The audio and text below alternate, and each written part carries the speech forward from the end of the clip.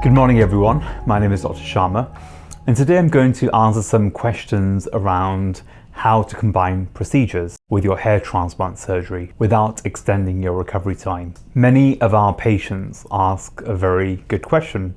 Since I'm going to be taking time off for my hair transplant recovery and experiencing the downtime anyway, what other procedures can I do simultaneously? It's actually a very brilliant question. So let's talk about the face. There is a breakthrough technology which is long pulse radiofrequency. And this is particularly exciting for men because it delivers remarkable results with just one session. What the research shows is there's been an impressive 37% improvement in skin laxity with results lasting up to 5 years.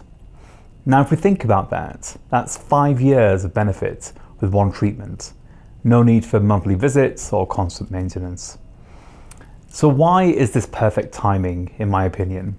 When you have your hair transplant, you will be experiencing some swelling for about a week. The recovery time for long pulse radiofrequency actually overlaps with this perfectly. So instead of taking multiple breaks from your schedule, you're efficiently combining recovery periods together. This technology works in the face by delivering controlled heat deep into the tissue, stimulating robust collagen and elastin production.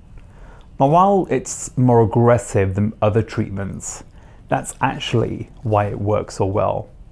The deeper penetration triggers more significant tissue remodeling, leading to longer lasting results. We can also incorporate other complementary treatments like microneedling, which works synergistically with the hair transplant healing process.